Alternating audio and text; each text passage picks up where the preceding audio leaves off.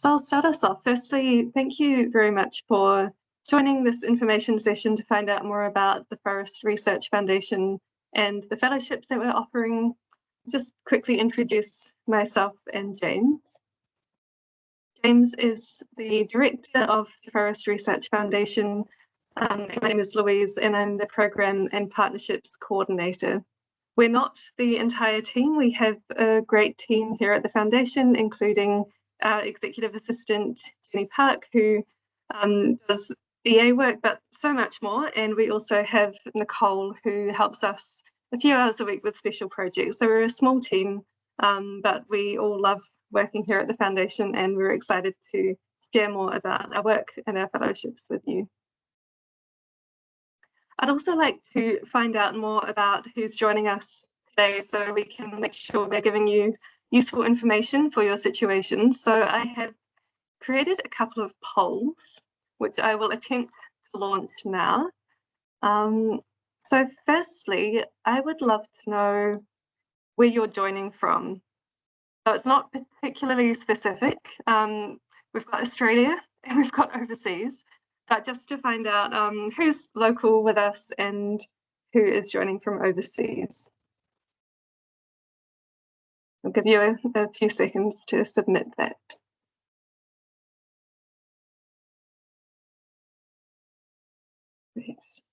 Okay, results are coming in, and we've got about 80% from Australia today, which makes sense as it is where we're based, but about 20% from overseas, which is great too. And the other thing I would love to know is whether you are a potential applicant for a fellowship, whether you are a supervisor who's hoping to get someone in on a fellowship, or whether you are another staff member at the university.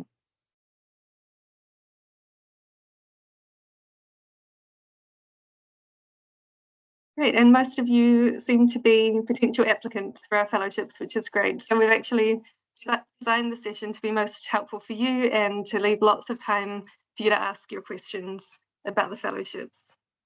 So thank you for doing those polls for us.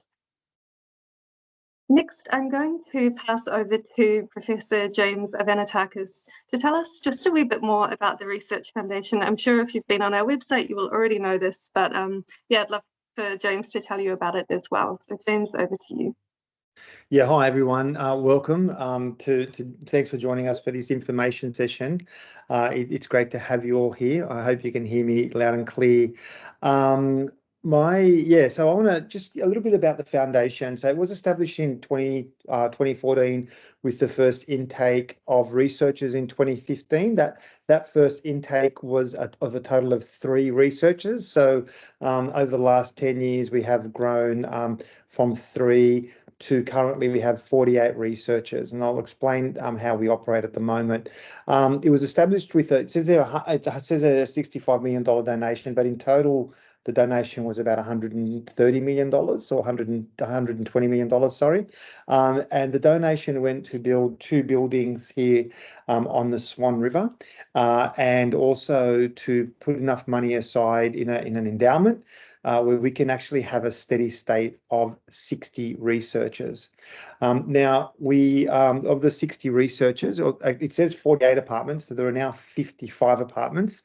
We've actually expanded the number of apartments across the 2 buildings, and that's important because if you receive a scholarship or a fellowship from us, you actually get to live in one of the apartments here, either for free or with rent heavily subsidised.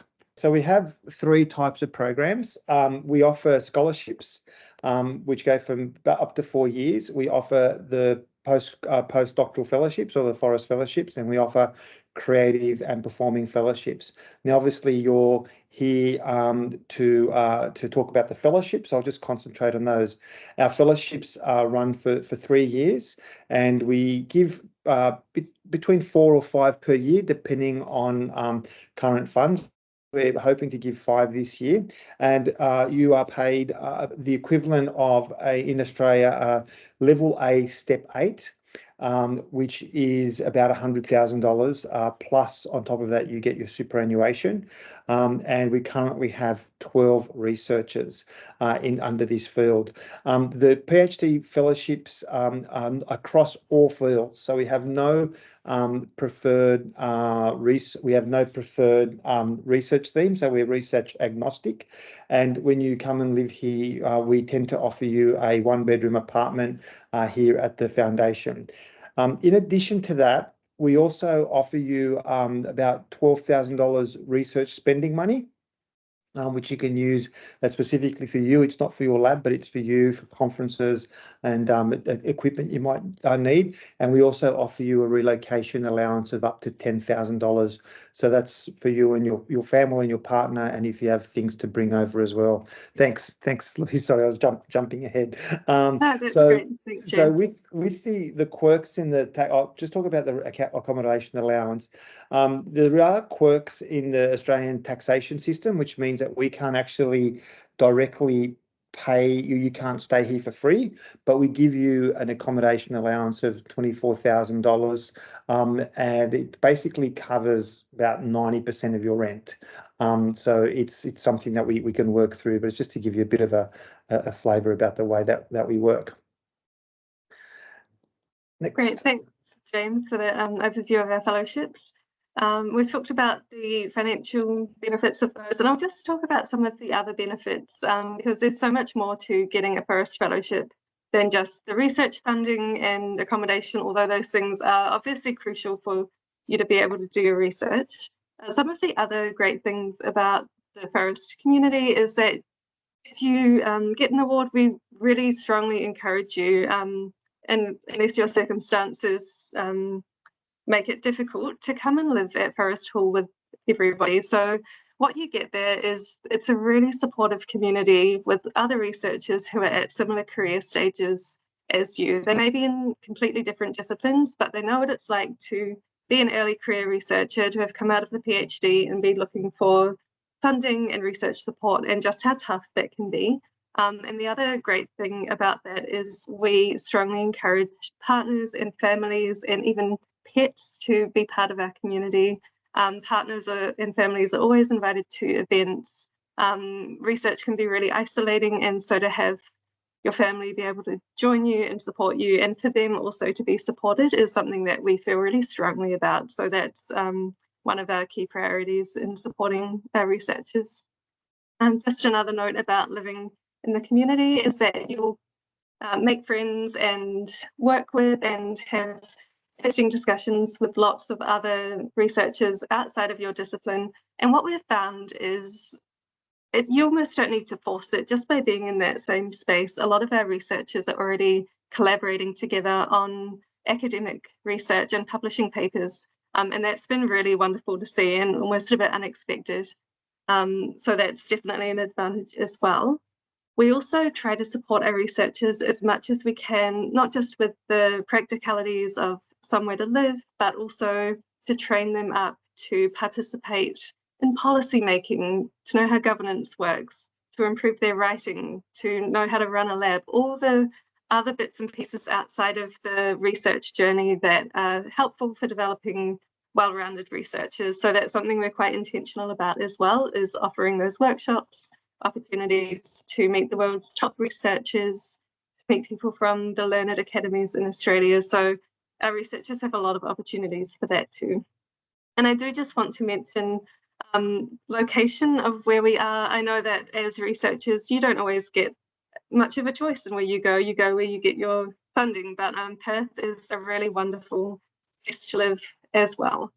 So I would just add that it's a huge benefit to come and live here. It's a really beautiful city if you haven't visited before. We've got beautiful parks and beaches, Rottnest Island. So, you know, it may not be your main driving factor in making the decision, but it really helps as well. It's a beautiful spot.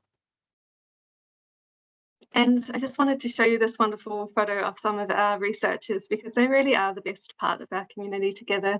So you can see we bring in families. We've got a new baby there in the photo, and the food is also pretty representative of the sorts of events that we have when we get together. So that's a really wonderful part of Forrest Hall as well. So Louise, Yeah. just before you go forward, just a Mm. couple of things to add. Yeah, look, that part of, if we can just go back that one photo as well, it's a really important photo. And the reason that's important is because a couple of people there, that's the researcher. One example would be Dr. Sam Starko, who's a researcher's kelp, and then that's his partner, his fiance with him is Liana Grenwell. Liana is also a researcher of kelp, and so she's invited to all the seminars that we hold, all the professional development seminars, all the pizza nights and all those things. It's important that your partner, if you're here, does not get left behind. You know, that part is incredibly important to us.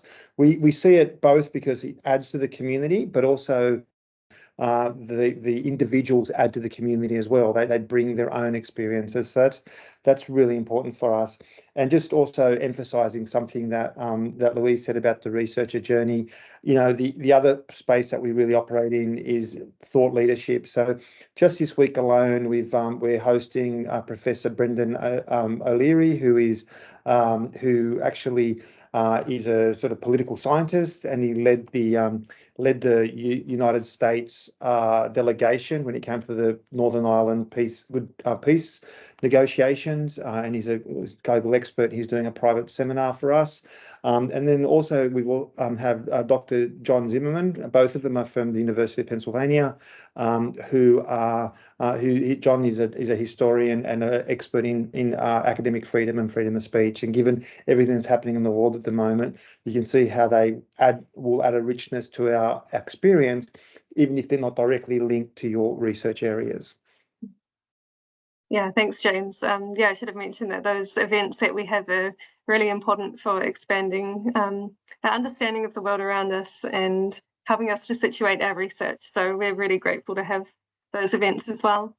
And just on our international community, I've got a little map here of where all of our researchers have come from. This is current and previous researchers. So you can see it's a really wonderful, diverse community, which is something we really value here as well. And hoping to fill in a few more colours on that map as well as the years go on.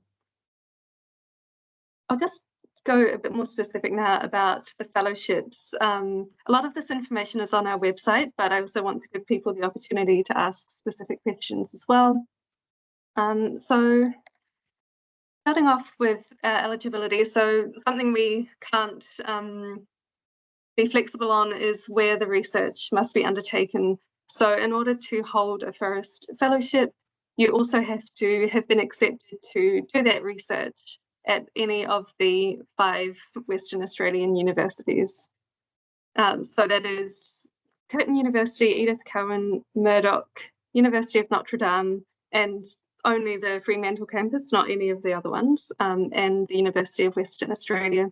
So we have special agreements with all of those universities, which mean that they're really happy to host our researchers, but we can't offer to any other universities. A few other things about the eligibility. As I mentioned before, we really love our researchers to live at Forrest Hall with us throughout the fellowship.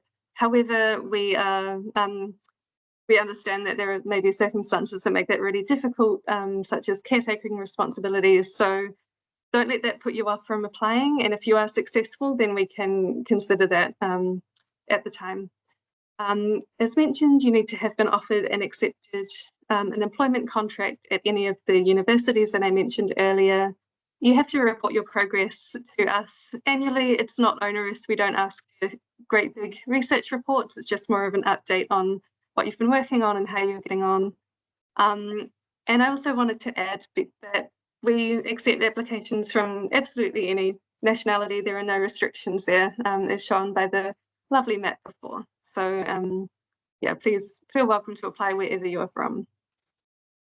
I also wanted to give you an overview of the timeline for these particular fellowships. But this may change. Occasionally we extend the closing date. Don't count on it. It might not happen, but it has happened before. So just to add that these may change, but we're hoping to open applications on the 22nd of May and have them close at the end of June. We then allow the universities about a month to shortlist the applications marked for them. And after that, we will do our own shortlisting and then ask for references. So it's really important that you have your referees on the application before you submit it. You won't be able to advise those after you've submitted. We tend to interview mid to late August, and then you should know by the end of August what the outcome is of your application. So again, these things may change, but that's our rough outline so far of our timeline. Just a note on the applications. Previously, the applications have had quite a few questions about, what you do outside of your research, your creativity, how you would contribute to the community. We've got some of those, but if you have talked to someone who's previously applied this year, it's a lot shorter. So what we will be asking you is for a research proposal in plain English. Our selection committee are mostly academic, but they are from a diverse range of fields, so they may not understand a more technical proposal, and it should be impact focused. So what will your research do? How will it fill a gap in your field? How is it novel? How is it exciting? So really make that understandable and clear to people who may not be experts in your field. That will give you an advantage. We also would like you to note down a mentor or a supervisor from any of the 5 WA universities that we discussed earlier.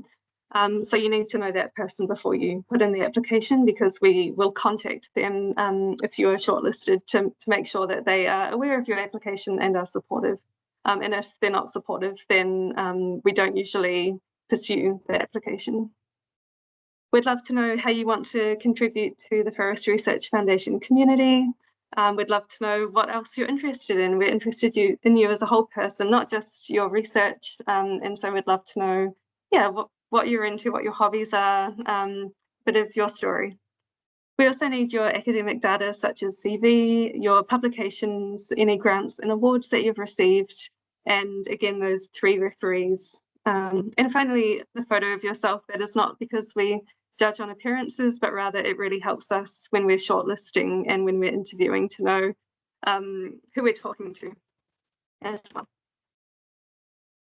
A couple of notes on what makes a really strong application. Academic excellence obviously is non-negotiable. That's something that we really select for. There should be a good match between your proposed research and your proposed supervisor or research group. That should be clear.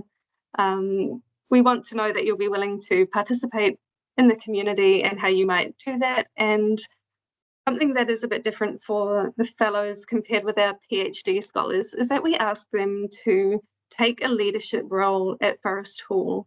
And that means doing some informal mentoring of our PhD students, showing leadership in other ways, community engagement, outreach, and just being a bit more involved rather than simply doing the research in your research group. So if you can demonstrate those things in your application, that will make it really strong.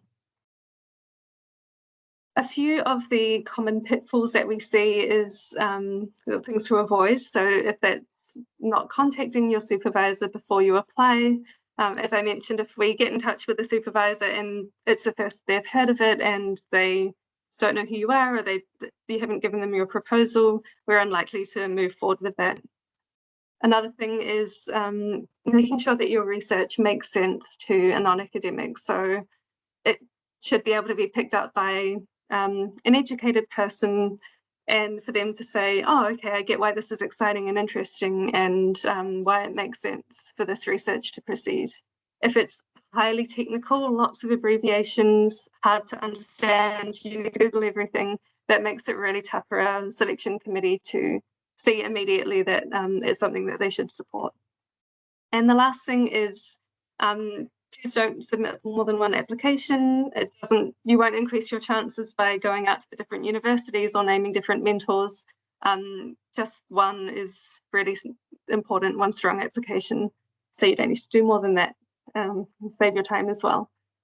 And finally, before we pass on for questions, I'm really excited to say that we have managed to get one of our previous Forrest Fellowship winners, Jacob Martin, who's kindly agreed to join the call and tell you a little bit more about his experience. So I'm just going to let him in now. Well, Louise, as you're doing that, just a couple of other common pitfalls to warn people about. We're expanding some of those things. We have had a situation where someone was shortlisted and we did contact their supervisor, and their supervisor had not heard of the application, and so after 240 applications, that person, we couldn't progress that application even though they were shortlisted down to the final 12. So that's one thing that, be really mindful of contacting someone at one of the universities that we partner with, sharing your research, what your research ideas, and making sure that they are willing to work with you, supervise you, and that you can be part of their lab.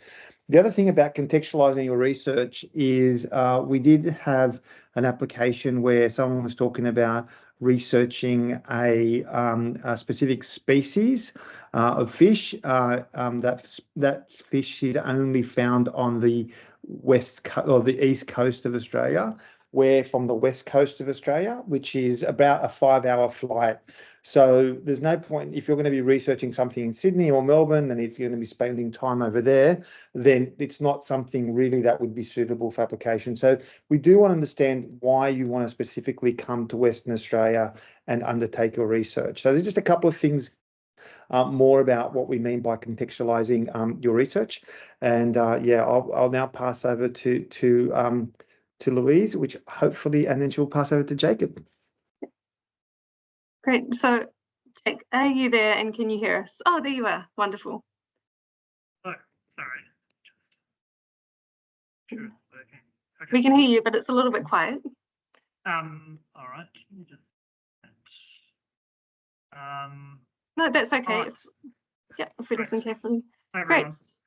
Hi, thanks so much for making the time to join us and talk about your experience. So if you've been in the session, you would have heard the basics, which you already know as you've been through the process. So what we think would be really helpful to hear from you is firstly, just a little bit about yourself and your research and what you were doing as a Forrest Fellow. Right. So, I started a Forrest Fellowship 3 years ago, just over 3 years ago, during COVID, and came over to Western Australia and started to research on.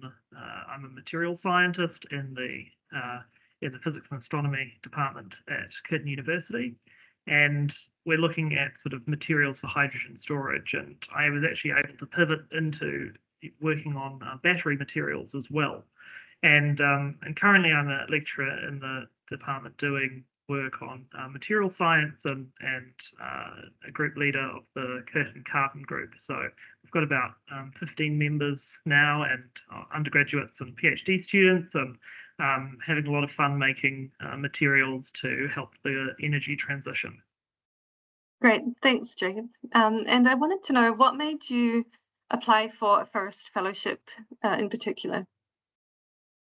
So, I was in Singapore and working between Cambridge University and NUS, and I applied for lots of different fellowships, as I think a lot of people do, and it was unsuccessful with a lot of them, and I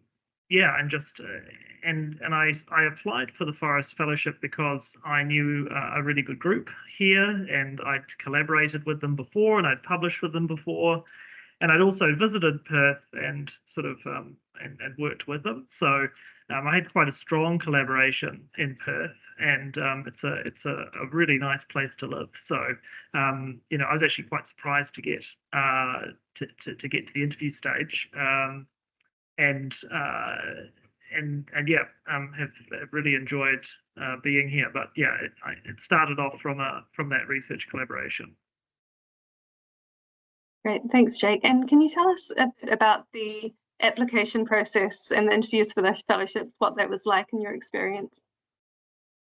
Yeah, so there was a false start. I applied on, I think we're wanting to do carbon capture with biomass, and I applied with that project the year prior, so 2019. And that didn't get past the expression of interest at the university stage. So the universities themselves will choose a selection of people to progress on to the Forrest Research Foundation. So, you know, it's quite useful to know sort of what's appropriate and what Curtin thinks will, or other universities will move through. So that's sort of the first hurdle. And then I was invited to apply to have a longer proposal. I think that's changed now. And then I had an interview, and I was interviewed by a variety of people. I had a few academic questions. I had quite a few sort of non-technical questions as well. And there's a lot of questions about how I would contribute to the community of Forrest Hall. So, you know, not just doing lots of research and basically going between my room and the lab, but also, you know, what do I see my role in the community, the Forrest research community as well. And I think a big part of that is supporting the PhD students, which have a really tough time, and providing that safe environment and that academic mentorship to enable them to flourish and to kind of weather the storms of a PhD.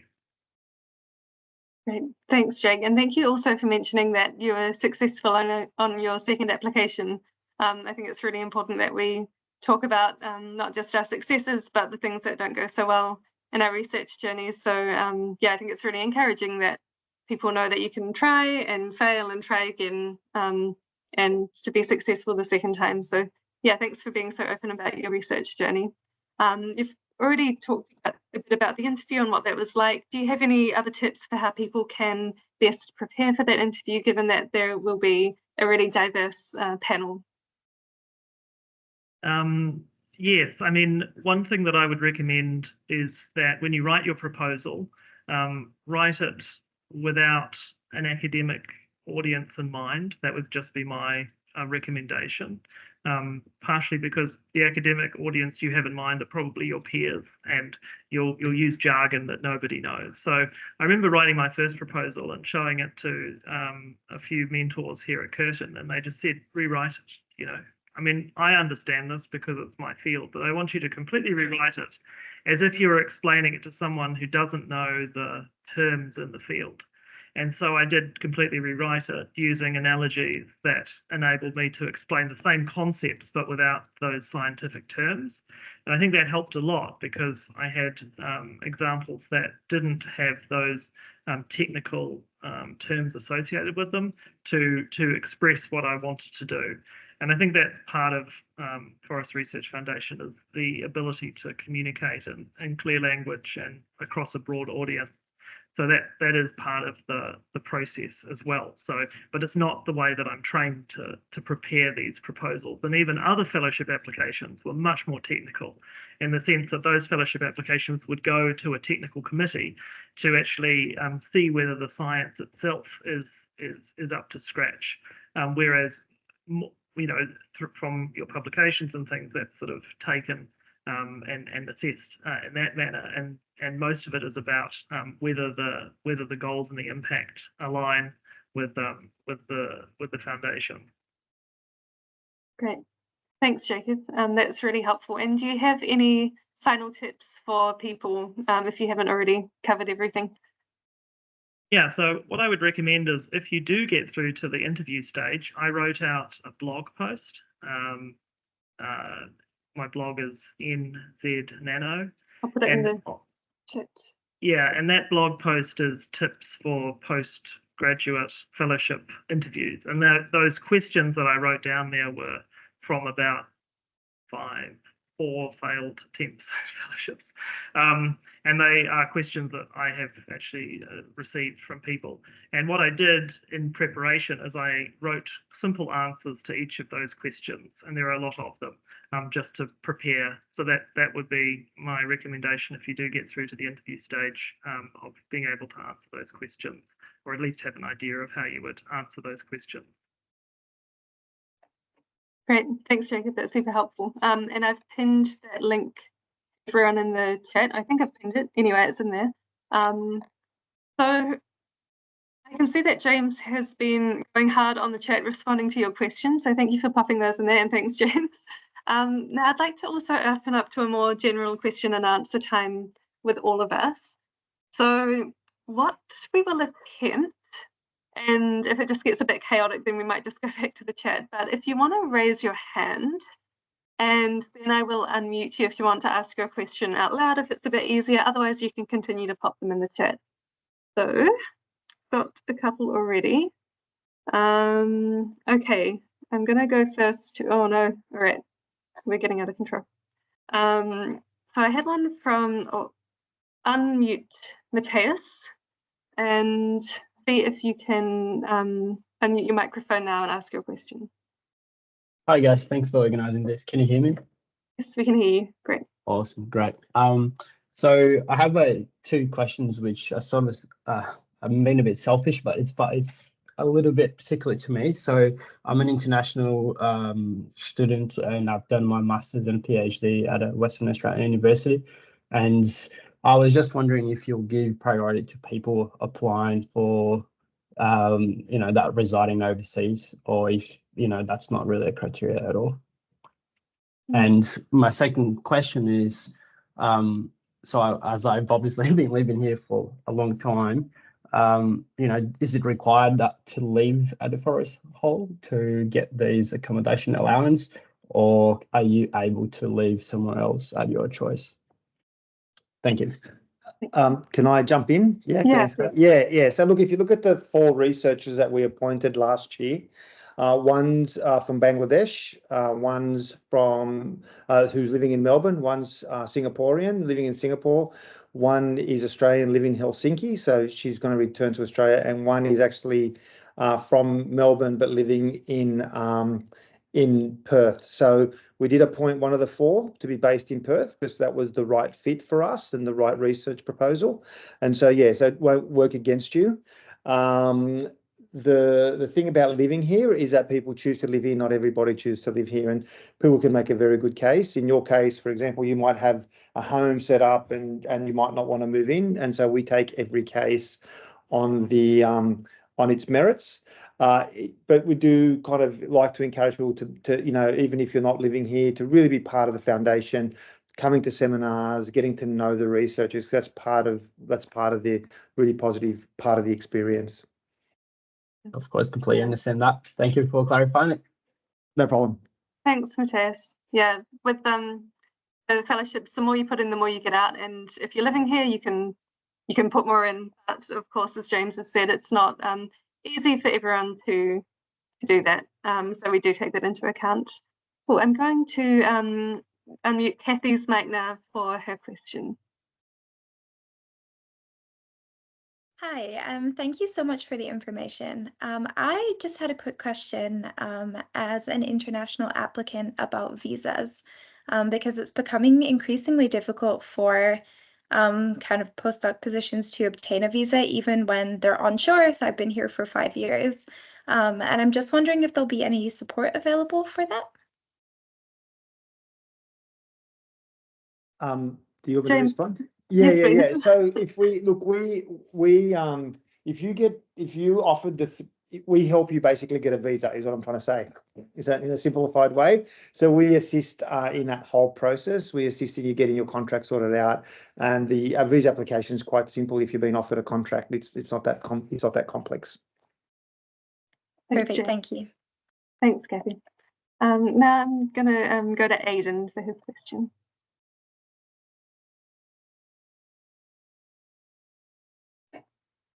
Maybe that didn't work. I don't know. Aidan, I think you're muted. You're trying to speak. Can you hear me? Yes, we can now. Thanks. Okay, thank you so much for the presentation. Really helpful insights. I appreciate the time you've made for it. I have 2 quick questions, I think. One is similar accommodation question. Do you have families living on site? I have a growing family with little people. 1-bedroom flat might be a bit of a squeeze. So I'm just curious how that works.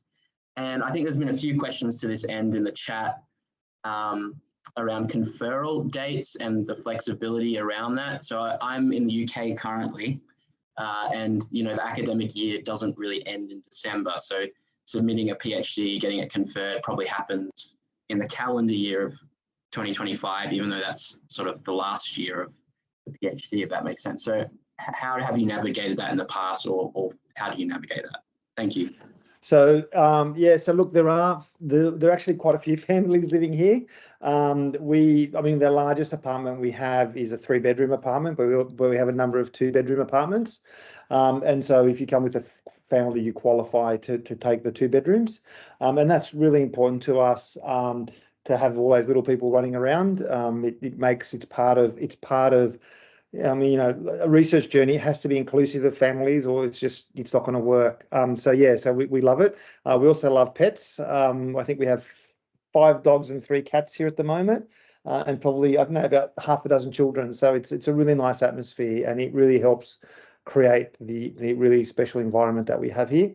Regarding conferment, look, it's really, I mean, if you go through the application process and we think you're the right person, and you say, look, I'm not going to get conferred until like March, then what we'd probably do is say to you, okay, we'll offer you the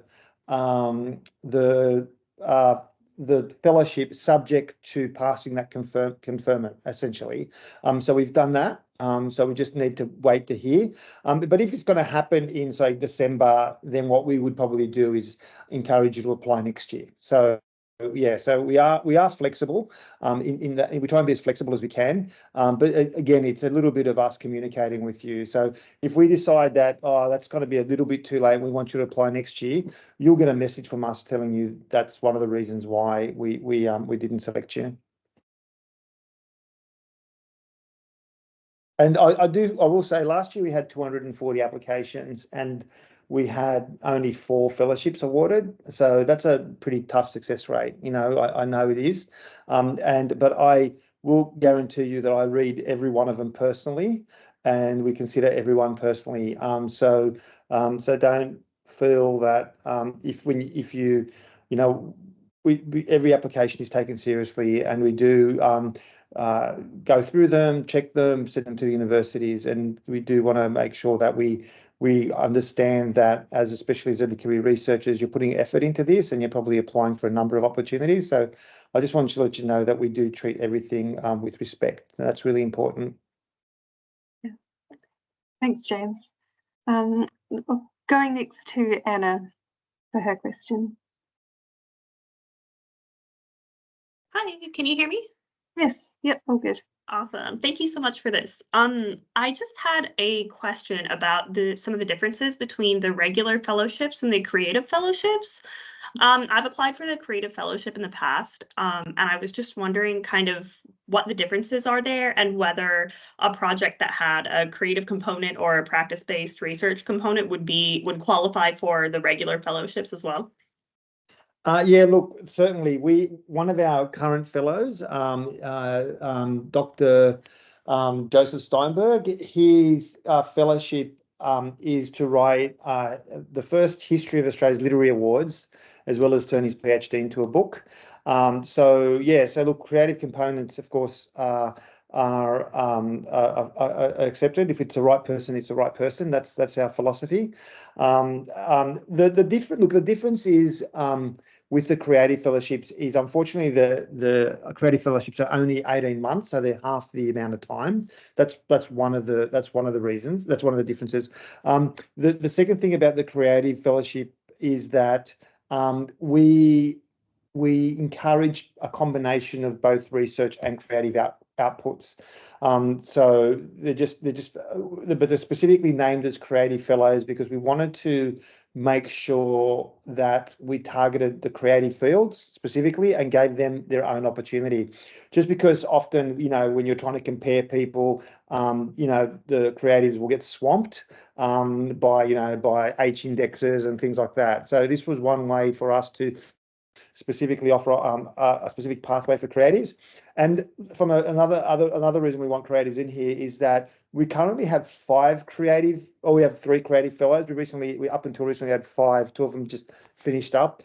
And it's really lovely to have creatives working with the scientists and being part of it. And Jacob, who you heard before, he's actually collaborating with one of the creative fellows, Andrea. They've put together an amazing exhibition on virtual reality experience of looking at an atom traveling through a carbon battery, and that's just been in the Art Science Museum in Bangalore, India.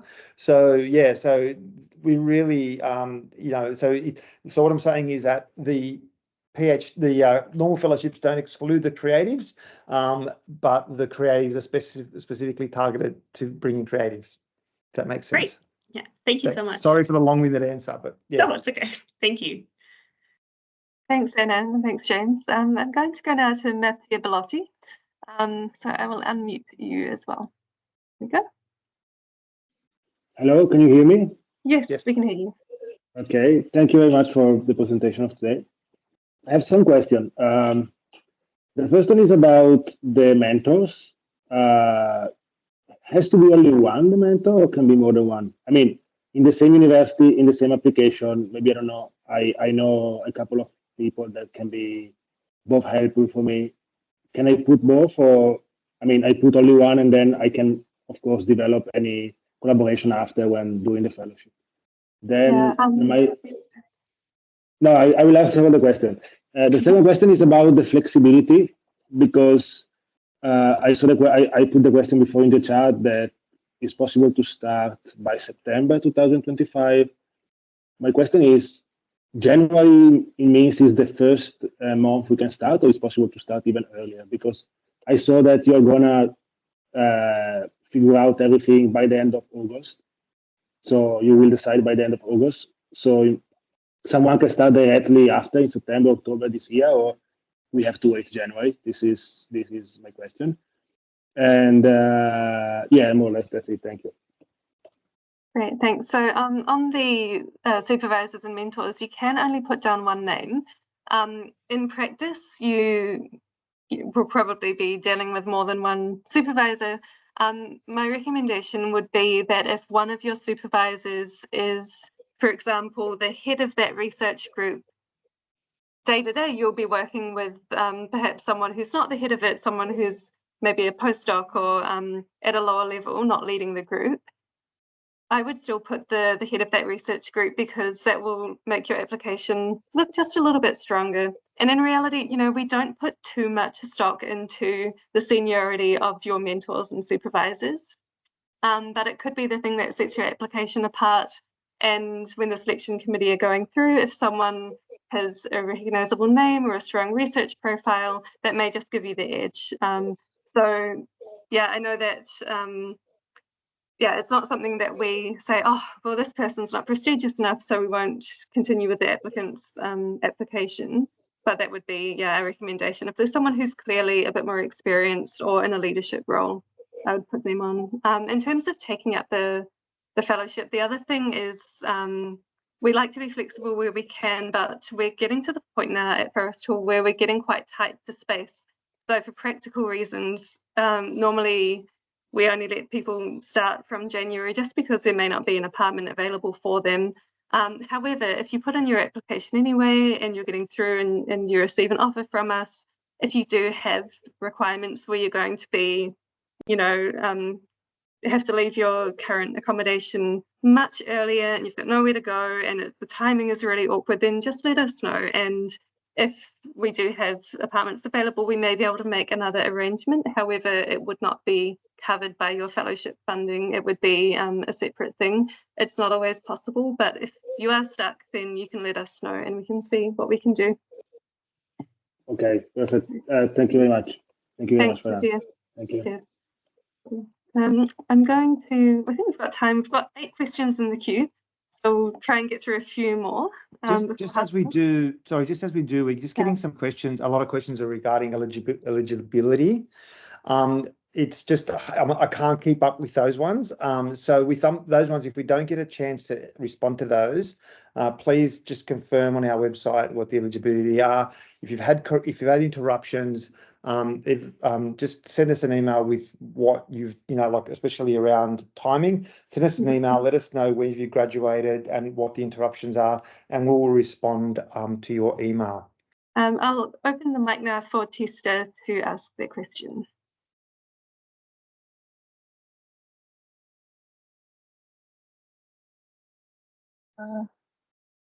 Hi, could you hear me? Yes, we can hear you. Okay, thank you very much for this wonderful session. So I had a question about preparing the research proposal. So is there a specific word limit for the proposal or any kind of specific components that the search committee would prefer? Yes, I will just have a look at our draft application form for you.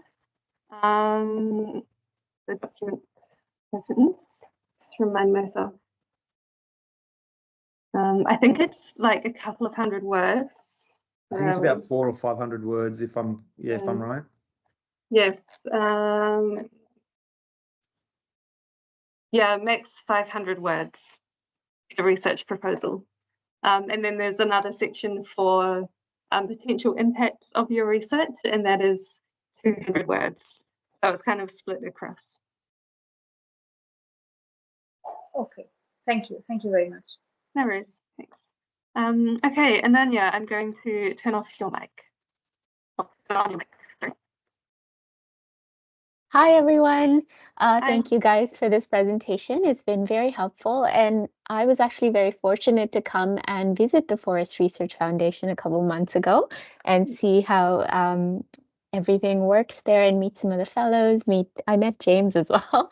And yeah. I do remember that. Hello. Hi. So yeah, and I was really excited to see that the fellowships have opened. And my question is sort of around that. So you're talking about, you line up a supervisor at the university, but there was also some mention of you guys forward certain applications, or as I understand you, forward certain applications to the university, the different universities, and have them also recommend. So I'm a little confused about that. So is it that you contact a potential supervisor and, build that collaboration first, and then, put that in your proposal for the fellowship, and then it goes back to the university? I'm not, could you clarify that a little bit, please?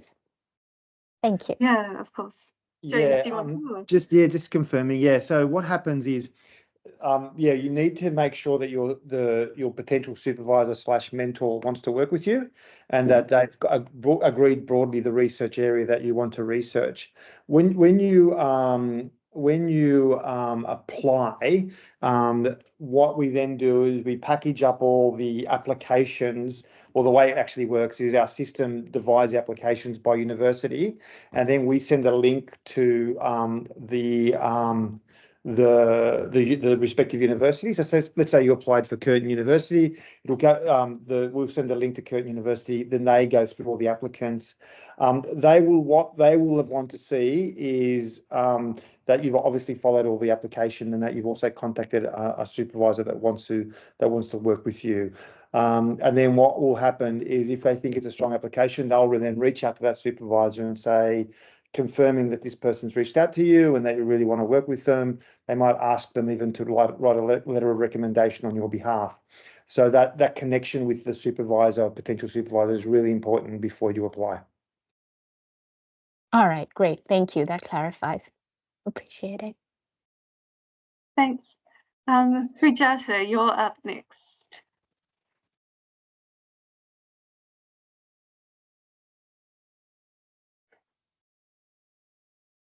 We can't hear you yet if you have, oh, sorry, it's because I didn't disable. Is that working?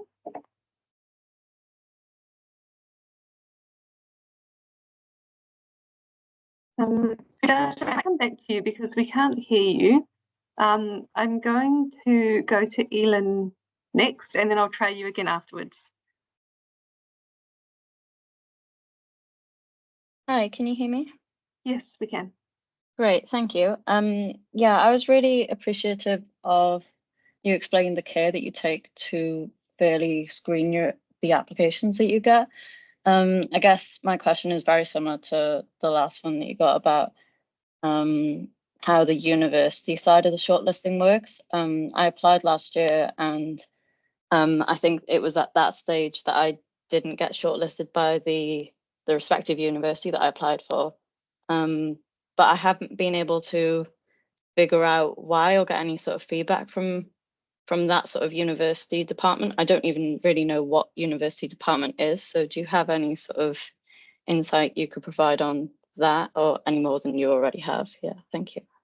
Yeah, look, unfortunately, there's a multi-stage process, and what happens is we get the first shortlisting, then we go through a process of shortlisting, and then if that shortlisting comes to us, and then someone contacts me about providing feedback, I do my best to get back to them. I've got to admit, I don't always get back to everyone. Just sometimes I miss it, but that first stage, we don't really. The universities don't really provide us a reason for that unless I specifically ask them why they didn't, that person didn't get it. So yeah, so there is, they're just a little bit, universities for some reason, or I know the reasons, but a lot of universities won't share that information about why you weren't shortlisted. So unfortunately, sometimes we can't help out, and that's a little bit beyond our control. Yeah, thank you. I do understand that, and that's fair enough. I was just wondering if you would be able to say like which sort of department, or so that I can do my own sort of internal searching. It's a research area it's a research services area that actually appoints the selection panel, and the selection panel is kept at arm's length from us as well, because there's always potential for conflicts of interest. I mean, you're just going back to the reason when I look at why people were selected and shortlisted. But one of the reasons, there's some of the things we talked about before about the quality, about what some of the common pitfalls are, but some of the really strong applications really made a case. The innovative nature of this research project, as well as why that research project needed to happen at the specified university. So there's a lot of questions about saying, oh, look, you can't, do I have to do my research in Australia? No, not all research happens in Australia with our researchers. Some of it happens in all parts of the world, but it has to make sense about why it's based here. So, for example, Curtin University has an African Studies Centre of Excellence. Now, if you're doing a research paper, if you're doing an African Studies research project, chances are you're going to be researching somewhere in the African continent. But it makes sense to be based at that centre because they're such experts. There's a Perth US Asia Centre which looks at security issues, including relationships with people like Korea and other nations. So again, people are being based here, but the really strong applications are really explain why you want to be based here and with that specific research unit. That's great. Thank you so much for clarifying. No problem. Great. We're almost at past. We've got more questions in the queue, so let's do those. Wendy, I was going to try finish you again with your mic, so I'll give you a go and see if that works. You should be able to unmute yourself now.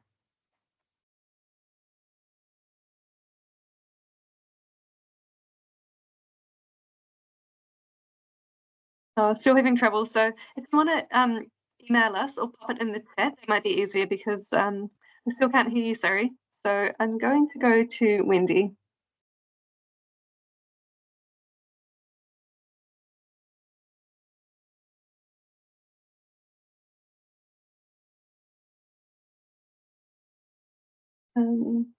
Wendy, can you unmute yourself, or is it still not working? Nope. Okay. Peldon, I will unmute your mic.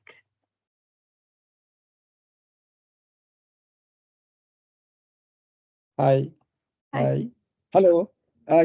Can you hear me? Yes, we can. Thank you for the lovely presentation. It's really useful. I just wanted to be straight to my question. Is it necessary to have your research proposal for the Forrest Fellowship related to your PhD project? This is second question. When you presented, one of the eligibility criteria was academic excellence. So how do you weigh the academic excellence? Yeah, look, not necessarily about the connections in the sense of if you're researching, one area and you want to move on to another area, it makes sense as part of your trajectory. But if you've done your PhD in philosophy and you come to me, and if you apply and say, I want to do my PhD in epigenetics, we may find that disconnection problematic. So yeah, so it just depends. It has to make that the extension of where you want to go to has to make sense. So that's my answer for the first one. When we talk about academic excellence, there are a number of factors that take place. One is we try and look at the background of the university which you've done your PhD from. It's not like we only pick the top 50 or top 100 universities. We consider all universities, but we want to know that it's a place that's known for your area of research. So it's not the generic area of research, but it's your area of research. It's if you've had publications, where the publications come from. So we're more interested in the quality of publications. And if you're a scientist, where are you situated on those publications? Are you first author, or are you part of a 30 author paper that you've only added a little bit? Then we look at if you've had successful grants and where the grants are from. We look at sort of international collaborations you may have had, and any awards that you may have. All those things are considered as part of that academic excellence assessment. Thank you, James. Thank you. I think just given the time, I think we do need to wind up. I'm really sorry we didn't get a chance to talk to everyone. We do try and we have tried. If you want to email us, we'll try and get back to you. Heather, your question is professional industry experience considered as relevant? Yeah, if the project is relevant, if your industry experience is relevant to the project, of course. Like if you're, I don't know, if you're working, say, if you're researching in an area, and then if you're researching in an area and then that's where you want to research, if you're working for an organisation, could be a not-for-profit or whatever, yeah, that does count. But look, please, we will aim to be, the idea, I think, if Louise might kick me if I get this wrong, but I think we're opening up on the 22nd of May, is that right? So it's next week. Yep. So they'll be opened up. We have shortened the applications from previous applications because we're mindful of the fact that that people put a lot of effort into them, and we don't want you to write, a 20,000 word piece. We understand that the pressure's on you, and also the fact that people will assess it, want to really understand that you can be concise in what you want to do. So yeah, but I do encourage you all to have a look, another look at the eligibility criteria. Look at our website, understand what the foundation is and why we operate, and including the importance that we place on having a really positive community, both research community and also family orientated, supportive community. They're really important for us, and we always want to know, when we always ask people, what will you bring? Not only what do you seek to gain, as in what research will you do, but what do you bring to the community? What will you bring? How will you continue to develop this community? It's really important for us. So we do also have a newsletter. I suggest if you want to sign up to the newsletter, so you can see the kind of work we've been doing, the kind of programs that we're running, and you can access those. And again, if you have any specific questions after you see the application form, please reach out and ask us, and we will endeavour to respond to your questions and provide you with as much support as possible. So we might just leave it at that. Louise, anything else you want to say? No, only that, sorry, we have not been able to answer all the questions in the chat. I've just been still trying to do that, and I've missed some. So I've put the email address in the chat. It is admin@forrestresearch.org.au. It's also on our website. We've got a contact form, or you can just send an email straight, and I will get that and do my best to respond to you in plenty of time for your application. And I'll also note that we have frequently asked questions on the fellowships info page on our website too. So your question may also be in there. Although I feel like if you're joining the session, you've already looked at our website pretty hard. So yeah, anything else, just get in touch. We'd love to talk to you more. And thank you all for joining and for your time as well. We are excited to see so much interest from everybody. We really appreciate it. Bye Great. now. Bye, everyone. Thanks.